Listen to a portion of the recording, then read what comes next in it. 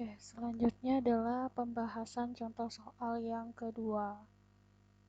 Masih di topik menentukan kecekungan fungsi trigonometri menggunakan uji turunan kedua. Langsung ke soal nomor 2.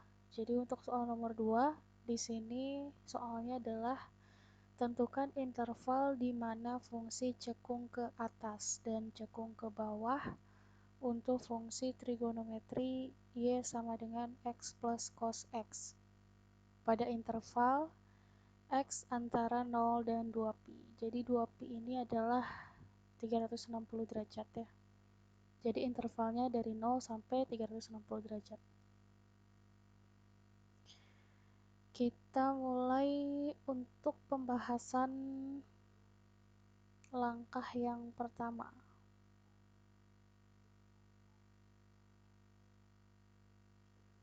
Jadi di langkah 1 ini kita akan menentukan turunan kedua dari fungsi trigonometri ini. Kenapa turunan kedua? Karena kita akan menentukan kecekungan fungsi menggunakan uji turunan kedua. Jadi kita tulis dulu punya y sama dengan x plus cos x.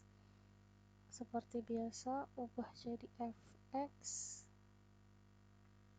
sehingga kita dapat f aksennya adalah turunan x1 ditambah turunan cos x adalah min sin x.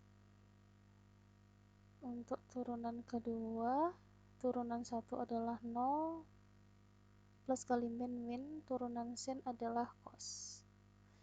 Jadi untuk f double aksennya itu kita dapat cos x. Ini untuk langkah 1. Kemudian kita lanjut ke langkah 2. Jadi di langkah 2 ini kita mengingat syarat dari cekung ke atas cekung ke bawah itu menggunakan syarat titik belok. Jadi syarat untuk titik belok itu adalah f double aksen x-nya itu sama dengan 0. Nah, tadi di langkah 1 kita udah dapat f double aksennya adalah cos x.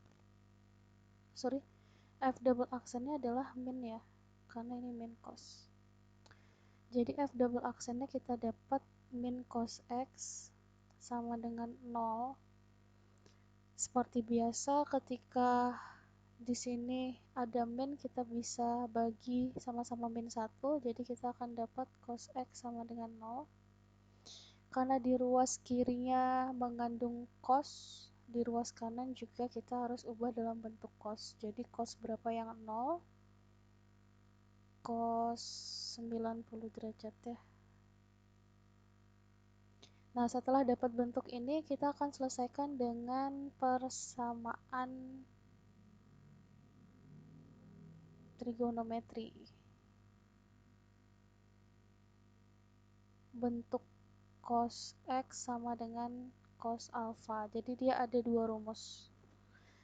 Di mana rumus yang pertama untuk bentuk itu terus dulu di sini kita punya tadi cos x sama dengan cos 90 derajat. Jadi kita mau persamaan trigonometri bentuk cos x sama dengan cos alpha, itu rumus yang pertama. X sama dengan alpha ditambah K dikali 360 derajat, dimana X-nya ini tetap X, kemudian alfanya adalah 90 derajat, ditambah K kali 360 derajat. Kita ambil K-nya sama dengan 0, maka kita dapat X-nya sama dengan 90 derajat. Kalau kita ambil K-nya sama dengan 1, itu dia melebihi interval ya. Sehingga 360 tambah 90 berarti 450.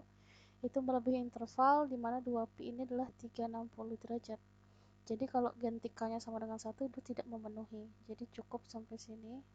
Ini yang memenuhi adalah ketika K sama dengan 0 dengan X-nya 90 derajat. Kemudian kita ambil rumus yang kedua, di mana X sama dengan min alfa plus K kali 360 derajat. Min 90 derajat plus K kali 360 derajat. Sama kayak tadi kita ambil 0, kita dapat X-nya min 90 derajat. Ini tidak memenuhi karena batas bawahnya adalah 0. Ini min, berarti ini TM. Kita coba K sama dengan 1, ternyata kita dapat 270 derajat. Ini yang memenuhi karena dia ada di interval ini, 0 sampai 2pi. 270 ada di antaranya. Sehingga untuk nilai X yang kita peroleh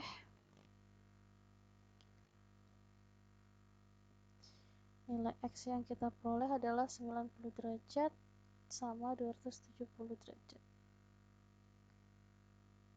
Kalau kita ubah ke radian, itu sama dengan pi per 2, 3 pi per 2 ya. Jadi pi per 2 ini 90, 3 pi per 2 ini 270. Setelah kita dapat untuk langkah 2-nya menggunakan sifat dari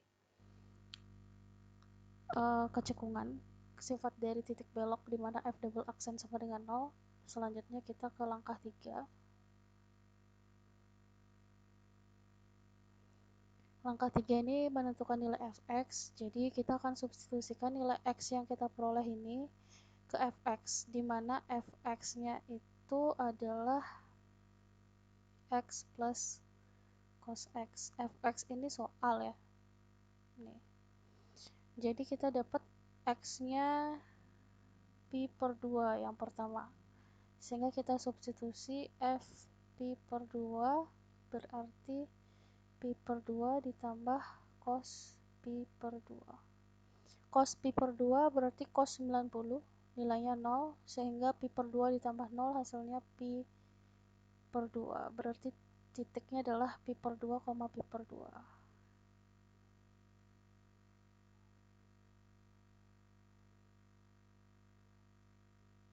Ini titik yang pertama. Yang kedua kita punya 3 pi per 2.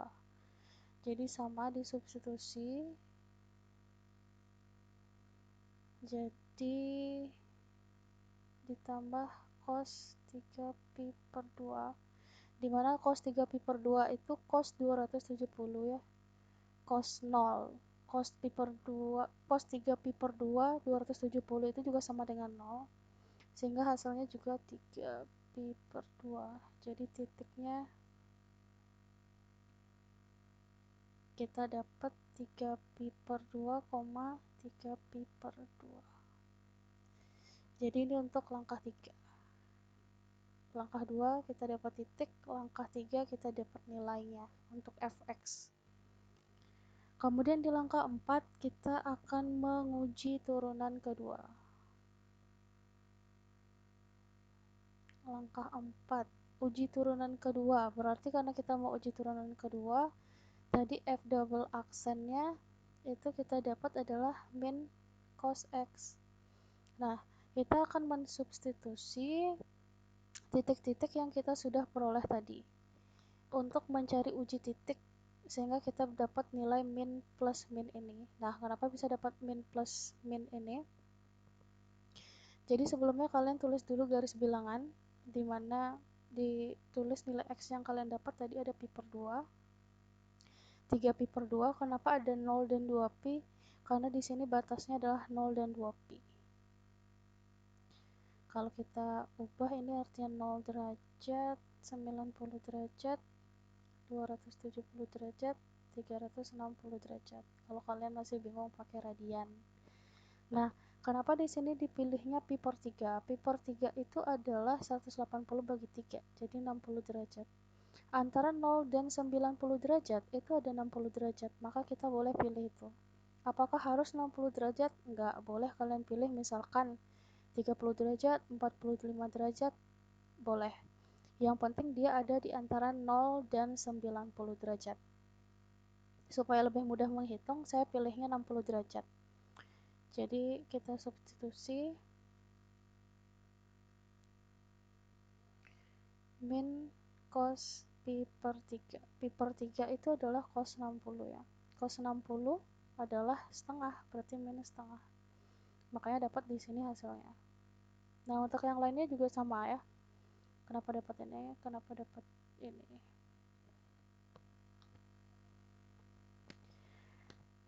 Selanjutnya, setelah kalian mencari hasilnya untuk masing-masing interval, nanti kalian akan dapat nilai min karena di sini min setengah, kemudian plus karena di sini hasilnya 1, dan ini juga min karena hasilnya min setengah ketika disubstitusi titik intervalnya. Setelah mendapatkan ini, baru kalian bisa membuat kesimpulan di langkah 5.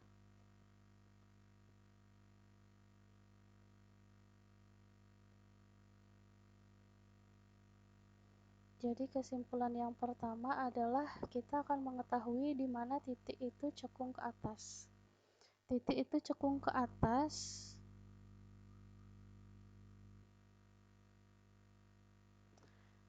di interval pi per 2 sama 3 pi per 2. Jadi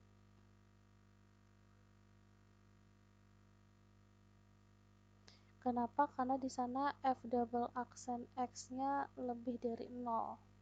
Nah, di sini hasilnya positif ya antara pi per 2 dan 3 pi per 2. Makanya dia cekung ke atas. Kemudian yang kedua, cekung ke bawah. Cekung ke bawah di sini ada di interval 0 sampai pi per 2. Atau 3 pi per 2 sampai 2 pi karena dia sama-sama menghasilkan nilai negatif ya.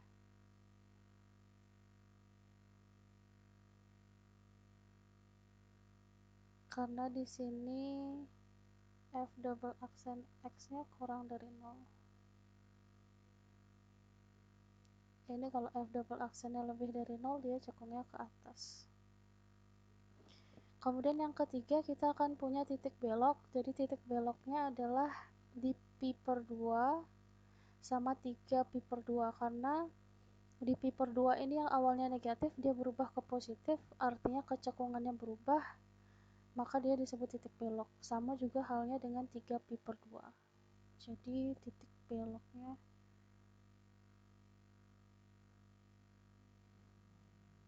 itu ada pi per 2, pi per 2.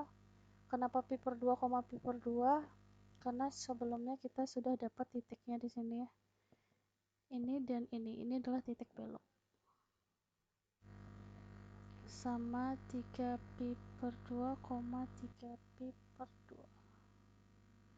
Jadi itu adalah kesimpulan untuk contoh soal nomor 2.